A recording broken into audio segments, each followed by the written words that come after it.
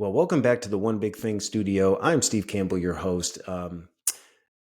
We celebrated a year of podcasting back at the end of May. 1 year, took this show, wasn't sure who was going to run with me in this vision that I had, and in the first year, we produced 26 episodes. That's 26 human beings that gave me a shot to tell their story and to connect with them. The neat thing is that of those 26, I always do my best to honor every single guest and make them feel appreciated and heard and give them a space to share their stories and what they've learned about life. I always ask guests at the end of those shows, like, hey, who do you know that you think would be a really fun interview? And now it's gotten to the point that every guest is referring not just maybe one or two, but three or four friends, confidants, people they've met in their story. And today, Katrina Lopez is no different. If you guys have been following this journey for a while, I was graced enough to have Carl Binger, who I did not know from another guest that came on, and we had talked about his life as a counselor, really dealing with depression, which is a topic that is very near and dear to my heart, having an oldest brother that went through 7 years of clinical depression. Didn't intend to. Carl and I cried together. We talked about life. We talked about his journey through depression. And that was a special episode. And that so many people reached out to me that I didn't even know were going through depression or had went through it and said, like, how did you know that's what I was going through? And so when you make content, you don't ever know whether you're going to hear from Katrina and her music experience. When you make content, you don't know who's going to hear it or, going to fall in love with it or whatever. But when you have people reach out to you and say, wow, that was a special one, it makes you feel good. And when I had asked Carl, anybody in your world that you know that you think I should interview and have on? And he said, you got to have my good friend Katrina. So Katrina Lopez is joining me today on the One Big Thing Studio. For those that know Katrina, welcome. I hope that this isn't your last stop on the podcast. This is an interview style show where I get to help people tell their stories and the big life lessons that they've learned. So I hope that you'll hear from Katrina, maybe things you don't always hear. And if you're brand new and never experienced her story, again, I would encourage you to go back and listen to other guests. But Katrina, for those that may not know you, do you want to give us a, kind of an introduction as to who you are? Sure. And thank you for having me. And that was a great intro. And I'm excited that Carl thought of me to speak with you today. So my name's Katrina. I'm based in Toronto. I am a music manager, which means I manage recording artists. I grew up in a small city on the east coast of Canada and moved to Toronto to make it in music because that's kind of the mecca for music in Canada. And here I am today. Yeah, and I don't want her to shortchange herself. She's got a pretty prolific background within the music industry, and I just want you to know you are actually my third Canadian guest on the One Big Oh, Thing wow. I podcast. love that.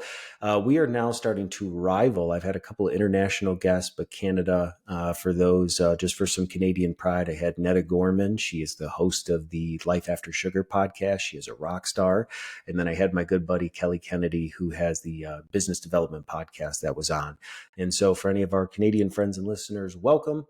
This is fun to be building a lineage with the great country of Canada. But welcome to the show. And why don't you just catch us up then? As I said, I know a little of your background from doing some research on you. You've had some pretty incredible accolades in the music industry.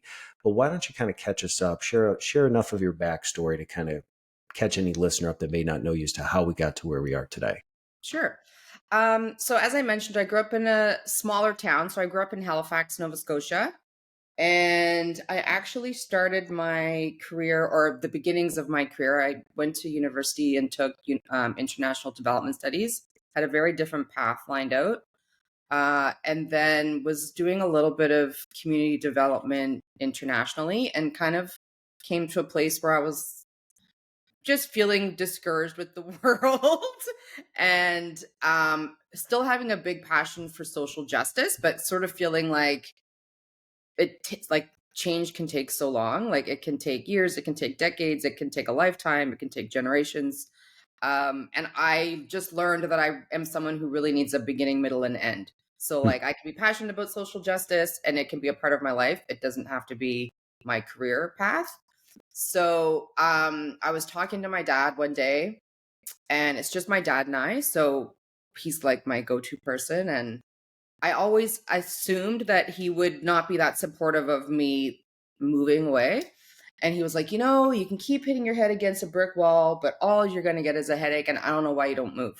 And I was just like, oh, Okay. yeah, thanks, Dad. Like, and so I literally like moved 2 months later. I like got in my car. I had a little Honda Civic at the time and $300 and a $1,000 credit on a Visa, like Visa credit. And I moved to Toronto with no prospects.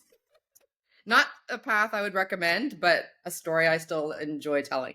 And it was hard the first year. Like it was one of those things where I was like, oh yeah, it is harder to make it in the big city than it is in Halifax. But I just felt really passionate about like sink or swim, like Mhm. just I'm gonna go for it full time. My dad did encourage me to like get a 9 to 5 job and do music on the side. And I'm like, yeah, but dad, if I do music part time, I'm gonna get part time results. So it's like sink or swim for me. I'm just gonna like throw everything at it and see what happens.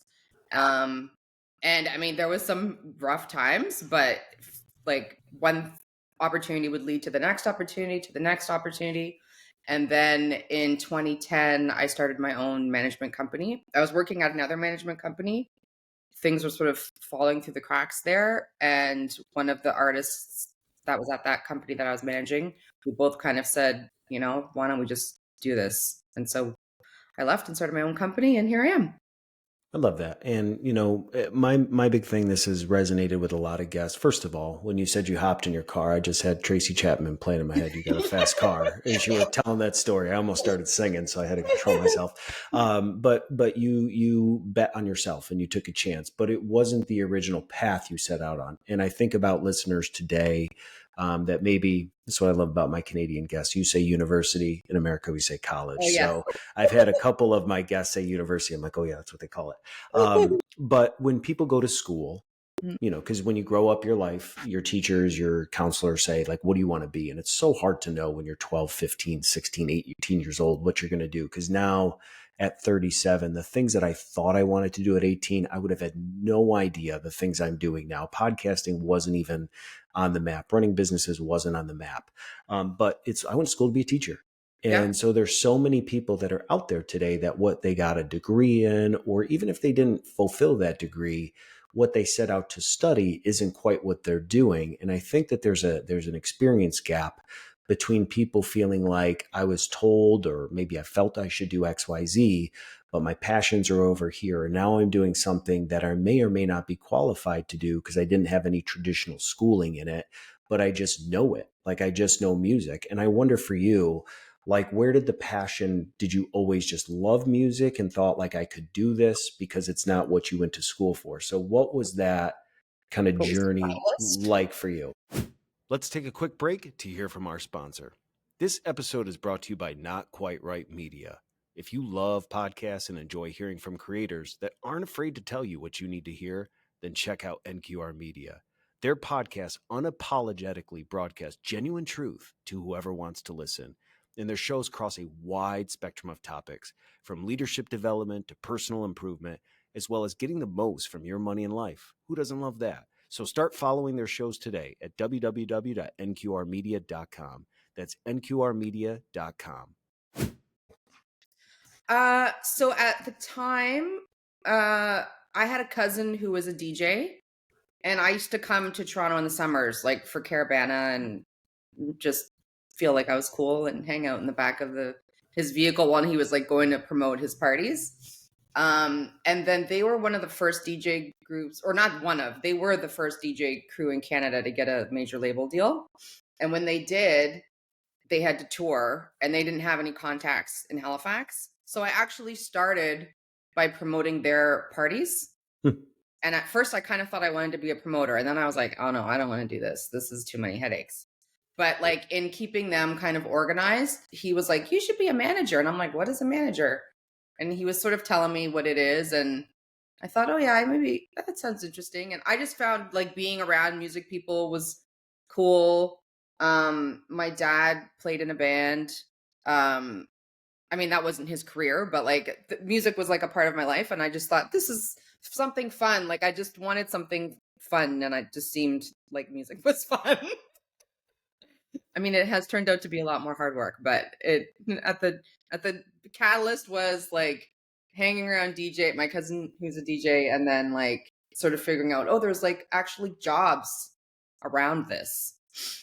So Well, yeah. and I think sometimes as people, we might be so desperate for change that we just want to get out of whatever we're doing and make a leap towards something else. But in my own life, I've discovered this with some of my guests, and even in your story. Sometimes you have to, first of all, build other people's dreams. And that's really hard, I think, for some of us in a very individualistic world and society where it's, sometimes positioned it's all about me, which is Mhm. true. You got to love yourself. You got to take care of yourself. You got to have a vision and a purpose to what you're doing. But sometimes when you help other people build the thing that they're trying to build, you learn a lot about what you want and what you don't want. And you can't ever put a price on experience, because I think where many of us are is we want to make a change or a leap to something else, but there was no cost, there was no investment getting to that. Whereas where you learn the hard bumps in the road, or maybe the things about like, man, I thought I wanted to be a DJ, but after seeing it, like, I don't ever want to be a DJ. Yeah. Like, there's value to that. And so I Mhm. just think about how many people are out there right now that maybe find themselves in a position of like, this isn't what I thought I wanted to do.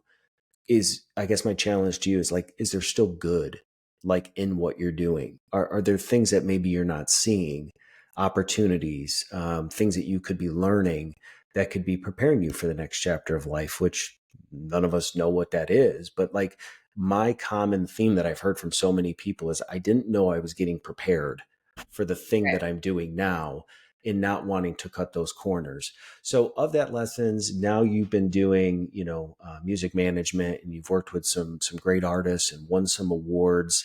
Like, what has that experience been like from your dad wanting to play it safe and have you have a 9 to 5, which I love parents, I love dads, I love moms that are just like, go get a 9 to 5 and do this on the side because they care. Right. They care, but it's not their dreams. So you took a chance, 2010, got this opportunity. Now you flash forward 2024, 14 years into this, there's been accolades. What was that journey like from starting your own management company to now where you are, that like, if you could have looked back at, Cap 14 years ago, you kind of like laugh or would have pinched yourself like, I would have never assumed this is what it would be. That's a good question. I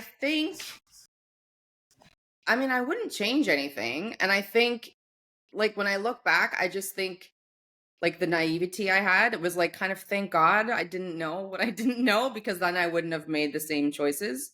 Like, it would have been too scary if I had known what was really in store. So it was kind of good that I didn't know, like, that I was like, yeah, we're going to do this. Like I say now, I tell the story of, like, I came here with, like, basically no money. Like, that's not a smart decision. It's not something I'd recommend, but, like, thank God I did it, because otherwise I may never have made the choice to go, like, to move. But I only could make that decision by not knowing how hard it was going to be. And I think it was the same when I started my own company. Like, when I started my own company, it was with an artist. We were leaving another company. We had no masters. Like, we didn't have any master ownership of his music. Like, there were a lot of things that, like, even our lawyers were kind of saying, no, you'll never be able to get a determination letter from this other company. It's gonna, like, this is gonna be a dead idea. Um, and we just thought, well, we can't stay, because ethically it was, like, kind of against our morals to sort of stay in a company that was doing a bunch of things that we didn't want to associate with. So again, it was like, kind of, thank God we didn't know how hard maybe it could be. And lawyers are also known to give you worst case scenarios. So um, we just decided to go with our hearts.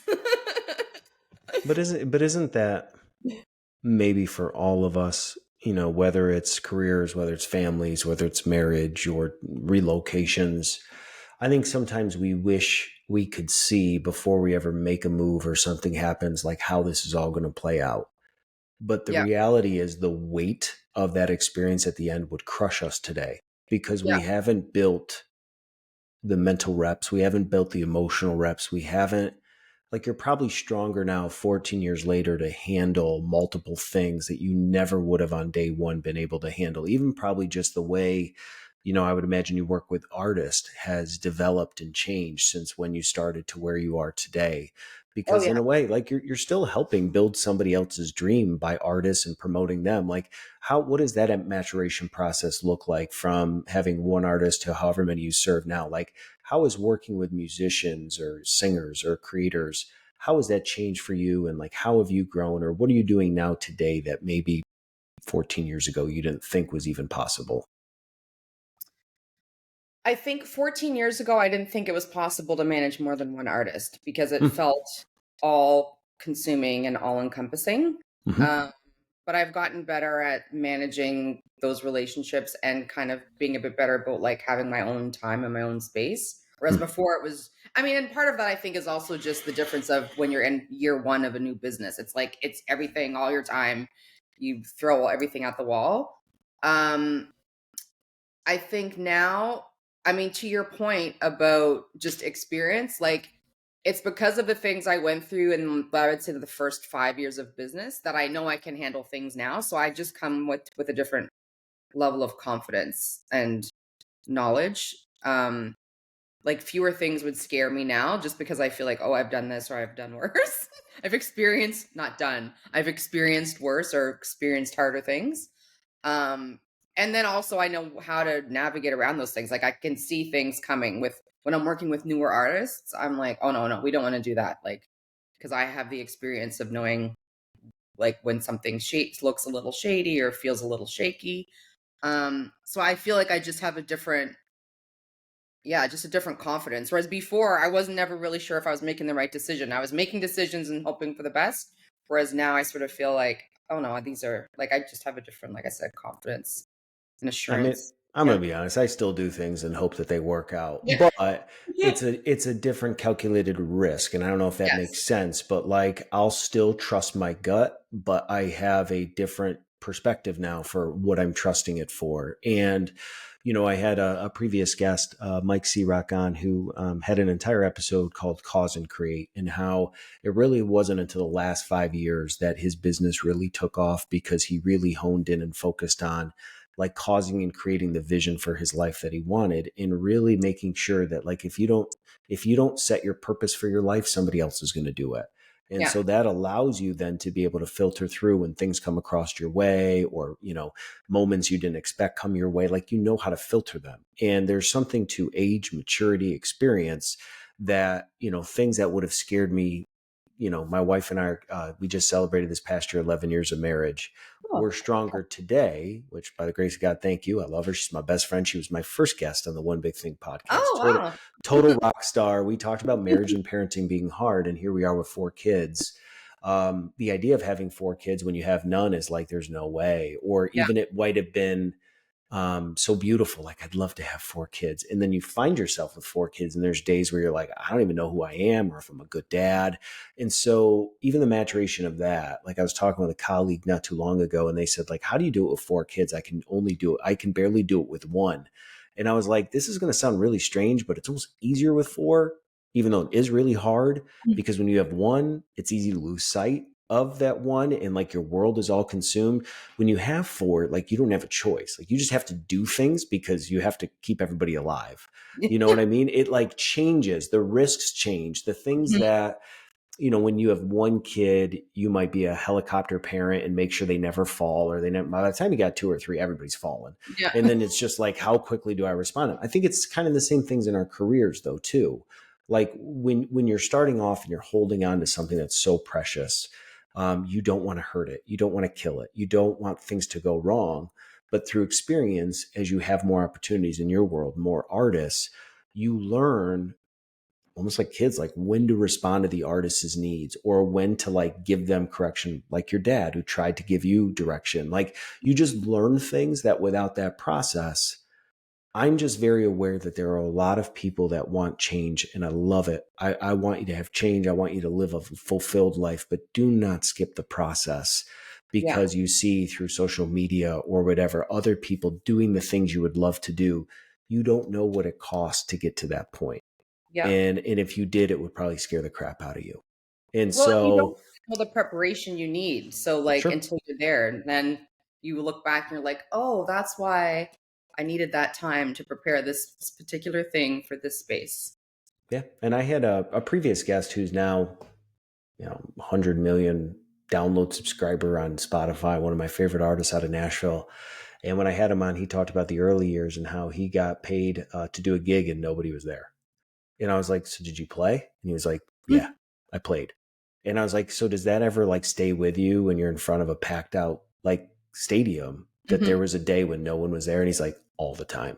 Yeah. And that's a memory that, as much as it was painful, it was a shot to the heart. Like, no one cares about my music. It's funny how now, years later, like that's the thing that he remembers. So I wonder, like in your world, when you're winning these awards, is there any just like flashbacks that you have to a moment where it was like, I didn't know we'd get to this point? Do you have any like memories from early on that like just good or bad, just like stick with you as a thing of remembrance that like you always carry, whether it just comes to mind to you or not? I mean, I have lots of memories. I don't know that they stick with me.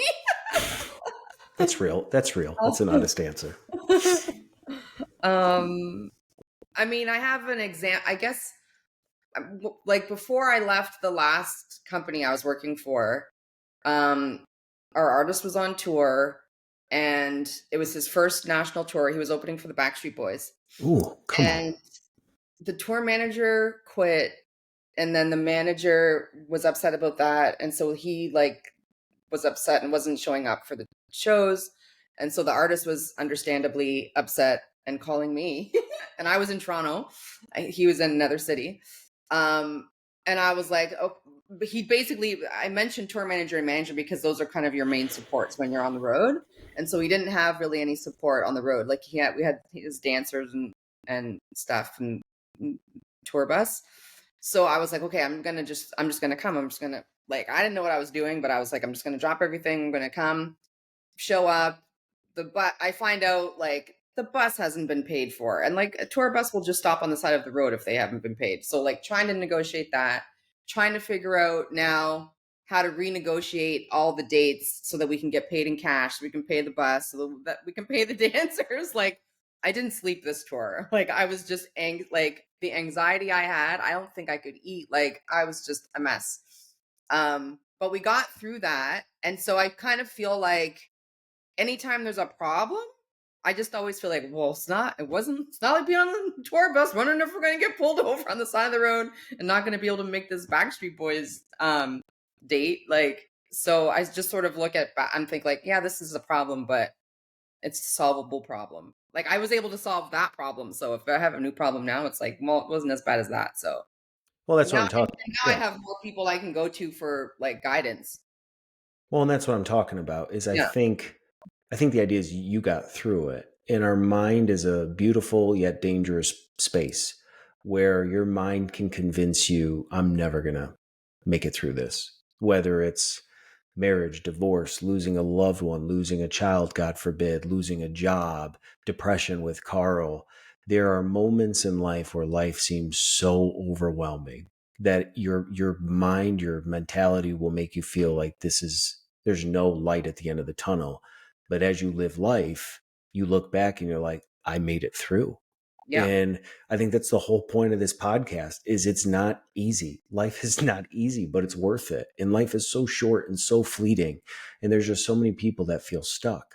So I love the fact that you have this thing that you remember that makes you realize like it will never be that bad. And shout out to the fact that at 37, my life is just coming full circle. I remember hearing As Long As You Love Me for the first time, I think in middle school when Backstreet Boys like first came out. Yeah. And now here they are as like guys my age, like trying to get back on stage. And it's just funny to me. And you got between them and NSYNC, and then like movies that we grew up watching in the late 80s and 90s are all being remade. So it's just like, has 30 years really gone by? Or are we just nostalgia and again, and my kids are like, Dad, who are those 5 grown men? And I'm like, boys, they were world changers at one point. So that's what I love. You stay around long enough, things come back full circle. But before we got onto the show, music is not your whole life. You had talked a little bit about maybe something that most people don't know about you, which is MMA. So why don't you talk to us about how you got into MMA and maybe just what that experience or the things you've learned kind of taking on this sport, if you will. Yeah, I started really just after the pandemic. So the pandemic here in Ontario was, I feel, a little bit worse than other places, just in terms of closures. Like I think we were on the longest lockdown ever. How long? Because Like I was in New York. We had 10 months. I no, ours was like 2 years. Okay, you win. Keep going. Don't quote me on the exact months, but it was more than a year. And like, so gyms were like, I was traveling to the States quite often, and I was actually working out. Like, I would go to the States and I'd be like, oh my God, gyms are open. And I was just working out at like a title boxing club. Cool. And so when I came back to Toronto and gyms were opening again, I was like, oh, I need to find a gym. And I was like, I really kind of like that. Like, and that was really just like cardio boxing. So I was looking around at gyms and I found an MMA gym that wasn't too far away from me. And I was like, oh boy. Like, I went on the website and it's fighters are training there. And I'm like, oh my God. Like, I haven't really worked out like legitimately through the whole pandemic, like a couple title boxing classes. I'm like, there's probably gonna be like I have to come in and skip for 30 minutes and do 1,000 burpees. Like it's gonna be like killer. So I was terrified to go. And it's funny because I was just looking at my story that I posted on Instagram back then. Like I was like, okay, like for accountability, I posted how anxious, like I felt sick with anxiety. I was like, but I got my gym clothes on. I'm gonna go. It's gonna be fine. And I went and it was great. And like I was terrified to go, one, for the like fitness, and two, I was like, are there going to be any women there? Is it going to be like literally all fighters? Like, am I going to be accepted there? I had so many questions. I just went. The coach was amazing. And then it started kind of it was like a metaphor for my career. And a lot of the similar kinds of challenges that I face on a career front. So, for example, I work in music. It's a pretty male dominated industry, same as MMA. Sometimes, like, I mean, in MMA, the people are physically bigger. It's like bigger guys, more experience, but like it's kind of the same in life or in business, where maybe not physically bigger, but like there could be like other managers who are bigger managers or who have bigger companies or who are, and like that can feel intimidating. And just like kind of feeling the fear and doing it anyway. And sometimes you're afraid of things that aren't real. Like you don't really know what you're going to experience until you go. Um, so that was like I said, a metaphor for my journey in music. But then when I got into like sparring, it was even more like granular in terms of the lessons I was learning. Like things that sound probably crazy, but like I was like I think it was like maybe my first sparring session. I was like, first of all, I would never have decided to spar. Like the coach kind of just said, "Okay, yeah, you're in," and I'm like, I mean, I don't know enough things yet. Like, what do you mean? And it's kind of again those things where sometimes you gotta just go and just do Figure it it. out. And I was like, afterwards, I was telling him, I'm like, but I feel like I can't. Like, things are happening too fast. I can't see what's coming. Like, and he was like, and I swear this happened. He was like, okay, you have to stop blinking because the reason you can't see is because you're closing your eyes. And it was like, he's like, don't worry. He's like, everybody does this. But it was like, oh my God, am I? Like, I'm closing my eyes? But it's like, I was closing my eyes in anticipation, like flinching. And it's kind of, I think, similar to life where it's like, you can't just not look at what's coming at you. You can't just be Yep. like, oh my God, close my eyes and hope for the best. Um, and then the other thing he taught me was to go before you're ready. Cause like in sparring, it's like there's kind of this rhythm of like, okay, yeah, and now we're sparring. And it's like you don't win that way. Whereas like just go before you're ready. You can catch up with yourself. It's harder to catch up when someone else sets the rhythm. So it's like you want to set the pace and the rhythm. And again, I think that's true for life. Like I try to remember that in other aspects of my life of like you're never going to really feel ready to do the hard thing. So just go Yeah. before you're ready and set the I, pace yourself. I love that. There's So, so much deep truth in MMA and go before you're ready. And, I think same thing. Social media is great if you use it correctly, can also be a sand trap for people that are constantly comparing themselves. But one of the cool Mhm. things is just memories that pop up because they remind you. I'm a huge advocate for journaling, but journaling is a not so easy process. It takes just time to sit down and really think about what you're thinking about. But you can have these memories pop up on Facebook or Instagram. And sometimes my wife and I laugh because the memory that comes up, I'm like, oh my gosh, we look like babies, or like, look how out of shape we were, or like we thought we were living our best life and we look awful. Like, but it can also be a motivator. Like when you see pictures of your kids and it's like, man, I, I was too hard on my son today. Mm. Like, remember that moment? Like, shoot, I suck. I gotta get better. But I love that idea of go before you're ready too, because you're never going to be ready for the things that come at you in life. And I Yeah. think we say things like, I feel like life is punching me in the face, because it makes us, it's real to many of us that things happen beyond our control that make us step back and feel like I can't breathe. MMA and sparring is like really getting punched in the face. Yeah. And so I And think, well, and it's like, and then what do you do? Like, you can't just stand there. yeah. And I think the So, things that we say are punching us in the face, like, are hard, but we're not really being punched in the face. Like, well, your the house things might, can be hard. I just yeah, think it's the same metaphor of like, but okay, the hard thing happened. Now what? yeah. You can't just stand there. And it's You like, what gotta, do you do with it? You don't, when your laundry is overwhelming, when your bills are overwhelming, you can't throw on sparring gloves and like punch your bills. You can't punch your clothes. So you have to almost, as an adult, find a way to overcome the feeling of like, I'm feeling overwhelmed. You have two choices. You either just shut down and blink and act like nothing's happening, or because there's not a physically intimidating presence right in front of you threatening you, Mhm. sometimes it is harder to navigate hard things that you can't see but put weight and pressure on you. So I think it's very cool, the parallels with MMA, because probably so much of that is translated to your life and to your career.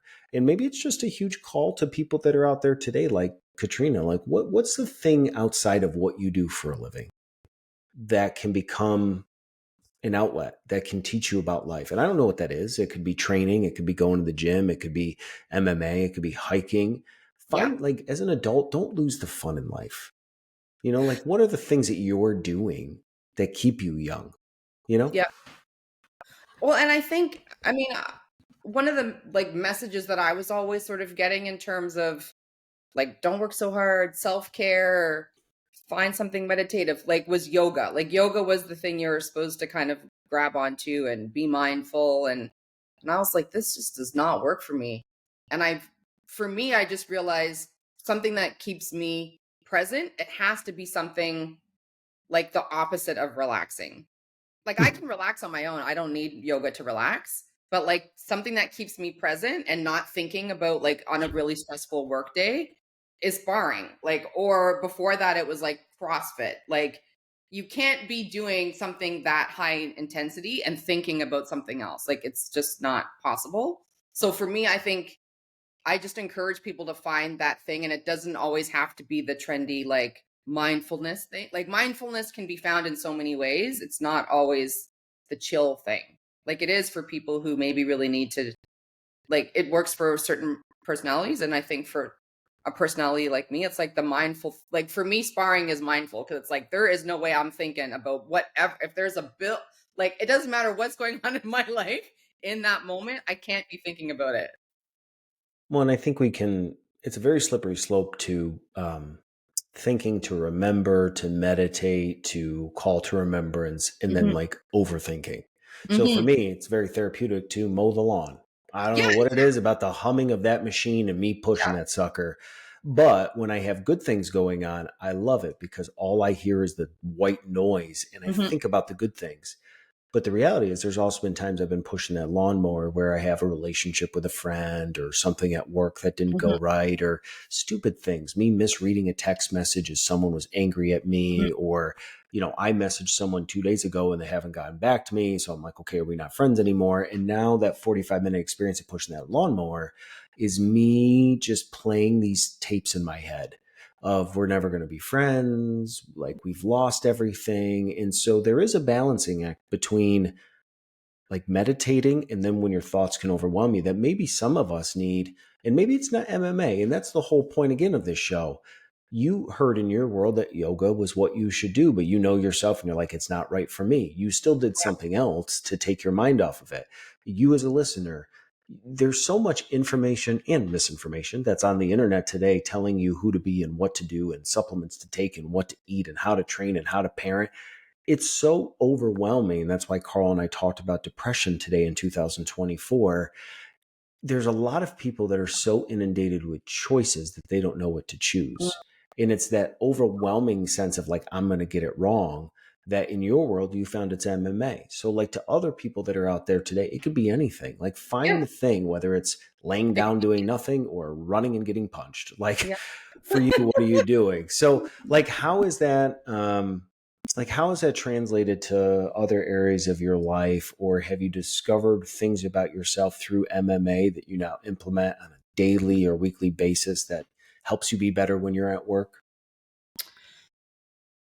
I mean, so many things. And like, to your point, for me, that just happened to be the road I took was Mm-hmm. MMA. I feel like I could have learned these in other places, but like just doing the scary thing, like, and also maybe not making so many assumptions. Like I find I talk myself into my fears because I'm like I have to remind myself that like whatever I'm scared of is often like I've made up in my head. Like, yeah, it sounds scary to go into a gym and work out with fighters, but why? Like until I go, like they were nice guys. They knew I was a beginner. They weren't trying to like knock my head off or anything. I didn't have to do 1,000 burpees. The coach said, "Listen, the point is not for you to puke. Like we want you to come back." So like I had built up these fears in my mind. So I try to do that in my like regular life too, of like not to get ahead of myself by like almost creating the scenario in my mind and then being scared of that, and just again just go before you're ready, like just do the thing. um and yeah, I guess I've sort of said them all. Like go before you're ready, keep your eyes open, and like feel the fear and do it anyway. That's a common quote, but These are it's all true. great, Katrina bumper stickers that we'll create post show for you. But that's in what you just said, the go before you're ready and all of that. I just think about the own limitations that we set on our life and the experiences. And with MMA, the brain is wild in all the scenarios and possibilities it creates. MMA is a controlled setting of people that are there to be better like you, where they're not physically going to want to harm you beyond the fact of like, if you say, I'm done, I'm done. But our mind can think as that MMA is like a back yard street brawl with brass knuckles, and we're going to get the crap kicked out of us and never survive. Like our brain can take a controlled situation and add elements to it that can scare the crap out of all of us. And this could be within a sport field. This could be in business. Like Yeah. sometimes things can happen with a recording artist or a client, or you didn't send an email on time, or you didn't do the thing you said you were going to do, and it cost you something. That's painful, but it's not the end of the world. Yeah. But our brain can tell us like we're going to go bankrupt, we're going to have to sell everything, we're going to have to give away 3 of our kids. Like it's crazy how far your brain can go when things go different than how you thought. And I think that's maybe many times that there is a difference between like, I know I did something, there's going to be consequences and I'm going to have to deal with it, versus like, I in my honest to goodness heart thought I did the right thing. Someone is upset, a client's not happy, something didn't work, the bus wasn't paid for, that's beyond my control. In not allowing myself like with those parameters to be like, I did what I thought I was supposed to do, it stinks, but I Yeah. got to learn and get better, versus like beating yourself up for a lifetime that you're a failure or you weren't good enough to show up. And I guess with that, like, has there been anything, I know you have kind of these mottos and things that you've said, but just like how that actually manifests when something doesn't go right and you have to like respond quickly and move on. Has there been anything? Is it just going back for a session of MMA? Is it something that you do that allows you personally to bounce back faster? Hey everyone, Steve Campbell. Thank you so much for listening to this episode. If it's made an impact on you, I would love to take a moment to ask you to subscribe to this podcast so you never miss an episode. but I would also love for you to leave a 5-star rating and review.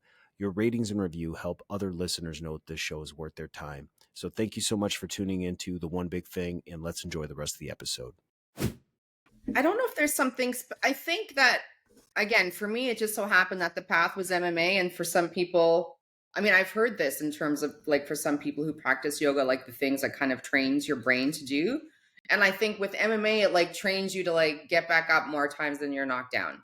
Or like you might get hit in the face and it's because you didn't block well. It's like, okay, so now you know you have to do something better. Or sometimes it's just someone's better and faster than you, and you didn't do anything wrong. It's just that they did something faster. And I think it just trains your brain to like to not just stand there in shock, because that's kind of what happens when it first happens to you. Like with the first time you get punched in the face, you're shocked. Um, some people cry, some people like stunned, they don't know what to do. Like, but like the more it happens, the more you just kind of shrug it off. And I think it's kind of the same for life. And it just sort of reminds you when the hard things happen. Like, I mean, the pandemic was a hard thing. Like, I had to completely vamp my whole company. Like, and I actually feel like this doesn't have anything to do with MMA, but like, I think because I was an entrepreneur, and maybe as an entrepreneur yourself, you'll this might resonate with you. I felt like I was just better prepared to deal with the stress of the pandemic than people who had chosen career paths that were very secure. Because then all of a sudden they had to deal with this thing that was very challenging, or challenging isn't the right word, like an upheaval that like they were probably never expected to deal with in their lifetime, because they chose a career path that was very secure for a reason. Whereas entrepreneurs, it was like, this is just a muscle I've been using for my whole career. And like, yeah, it sucks and it was still scary. And I'm not like trying to make it sound smaller, but it was like, it wasn't a muscle I had never used. It was like, oh God, here we go again. Now I got to reinvent the whole thing again. But I've done it before. Yeah, and I think we all have this thing in the pandemic that we'll all look back on is like a moment in time that the whole world had to deal with, right? Yeah. So it's almost like this common bookmark for all of us.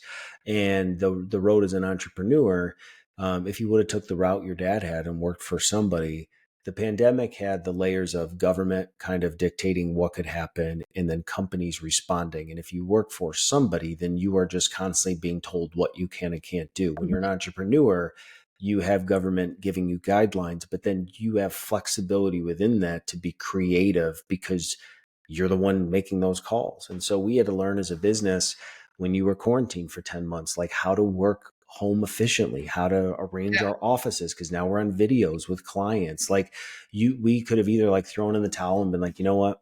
This is disrupted the life forever. People aren't going to want what we do. They're not going to want to talk to somebody at home. Or we were like, you know what? They're home too. Like this is like a hall pass for all of us. You know, if your kid runs in, I remember doing client meetings and I got young kids and one of them would run in the room and you would have been horrified 2 years before had that happened because it would have been unprofessional.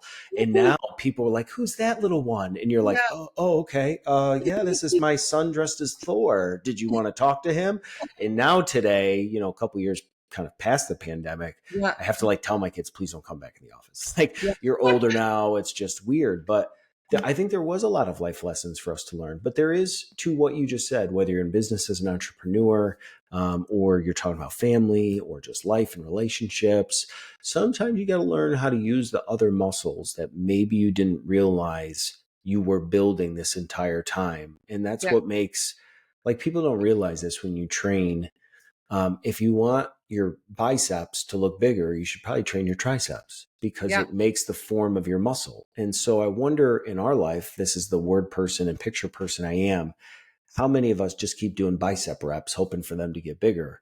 In reality, it's we got to be doing something else that can improve it. So for you, maybe that was MMA, but for other people, like what are those things that when life gets hard for you as a person, that is maybe building you up in other ways. And you may not see the parallels right now, but if you did take the time mowing the lawn or doing whatever you do to think about like what am I doing to the things that are happening to me by choice? And then what am I doing with the things that are happening to me that I have no control over? And of which do I spend more time focusing on? Because when I connect with people over coffee or in business, a lot of the issues and problems that people have are like the pandemic. Mm-hmm. It's like, dude, like, yeah, well, you didn't choose that. Like, Yeah. Yeah. you're like, why don't we talk about the things that you could actually go fix or do, not the things that you keep saying, an employee leaves you, a client leaves you, like, your premiums went up on your health insurance, or, social media changed how algorithms work. And now you got to figure out like how to distribute what you're doing, or concerts closed down during the pandemic. Like, how do you navigate artists that believe in your management? Like, okay, we didn't even talk about that. What was that like for you during the pandemic? Because you obviously had been in business for several years at that point, when you had artists that couldn't go anywhere. Like, was there any shifts or things you had to do virtually, or what was that like? Scary. I mean, at that time, the bulk of our revenue came from live shows, and then that was just like cut off. Sorry. So we just had to like pivot like everybody else. And like we did a lot more. I mean, we figured out how to do virtual tours. Like, so we did like, I mean, and that was like, at first it's like you think, okay, well, we'll just do them, I guess. Like, but as you have a podcast, you have to figure out the sound. Like, it's not like just opening a Zoom and doing a concert. Like, there's like lots of like tech things we had to figure out. And at that time, I mean, there was tech companies trying to figure it out, because some of the tech didn't really exist until this was a worldwide phenomena. And then we also moved into doing a lot of sync placements. And then something I just sort of discovered during this time was how in the Netherlands is kind of like a hub for EDM music, and most DJs in EDM are not songwriters. So they have tracks, but they don't have artists. They don't sing the songs themselves. They don't write them. So there was an opportunity for my artist to sing and write songs for EDM artists in the Netherlands. How So do we you did. how do you discover that? Um, What are you, Nancy Drew? You just no, know I the just Netherlands in and out? Like, how do you even discover there's EDM artists that don't have anybody to write songs for them? there was a Canada does a lot of trade missions. They were supposed to do a trade mission to Europe, and the Netherlands was one of those places. Then it didn't happen because of the pandemic. But I was like, well, what am I going to do in the Netherlands? Like music, to me, it wasn't at the forefront of my mind as a music market that would be important to me. And I'm like, well, who am I going to meet in the Netherlands? And I was just like doing some research, and I'm like, oh, all the EDM, like, because I don't also EDM is not the genre I typically was working in at that time. And I was like, oh, there's a lot of EDM labels are based in the Netherlands. And then in talking to people who are really into EDM, they're like, oh yeah, like facts. I'm like, oh, okay. And then I don't really know. It was just through research and talking to people. And then I was like, I met virtually like some of the label heads, and they were like, oh yeah, we have these tracks. Like, do you have anyone who could write to them? And I mean, we were home not doing nothing, but I had artists who had time to just sit in their studios and write and sing songs. And so yeah, we got quite a few good placements that way. But yeah, Has it still I never would have continued? discovered this without the pandemic, ironically. Like, it wouldn't have been a top market that I would have thought of. Are you guys still working in that space even today? Yeah, and in the same capacity. Like, they'll send little pockets. And then actually after that, I did actually go to the Netherlands to Amsterdam specifically, just to meet with some of the people I had connected with and do Was it business with. was it like when David Hasselhoff went to the Soviet Union? Did you show up and there was like billboards of you everywhere, and you didn't realize you were like idolized in the Netherlands? I jokingly say that because I actually host a financial planning podcast. I co-host it with one of the guys I work with, and the Philippines, we are crushing. Oh, Like, wow. I don't know why, and I'm like, could you imagine if we showed up in the Philippines sometime and we're like on billboards? Like, we're not even respected in our own hometown, and yet overseas. But Well, I in the think I try to always find the parallels in stories. I think what's cool is that opportunity did not come from a traditional means. And Yeah. so there's a lot of things in our life when you look back at successful people, you can cause and create, like Mike said, and create vision and set out, and things happen and you break doors down in life. But a lot of people, when you like read their autobiographies and you talk with them, their big break, it doesn't really have anything to do with what they were doing. They were in the right place at the right time, and walked through the wrong door and discovered EDM. Yeah. For those of you who don't know EDM, and please, Katrina, I do not want to disown the EDM space, but it is a heavy beat type house music, kind of along the lines of DJs. So for anybody that's like listening and like, what is EDM music? You can Yes. go look it up. It stands for electronic dance music.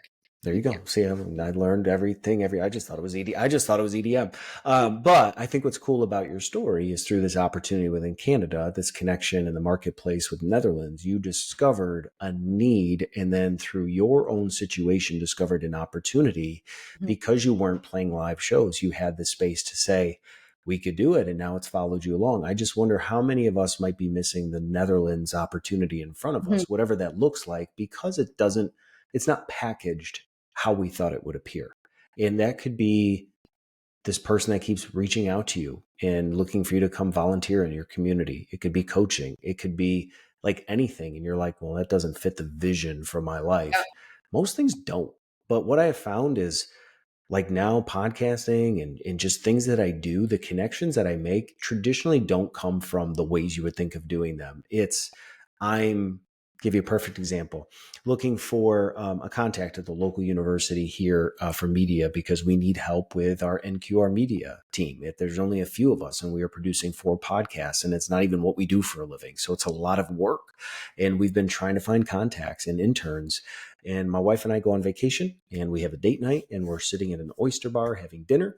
And there's a very chatty couple next to us and they're talking and they just start talking with us. We say, yeah, we're from Knoxville and this is what we do. And I turn to the guy next to me and he's one of the head people of the media division at the local university in Knoxville.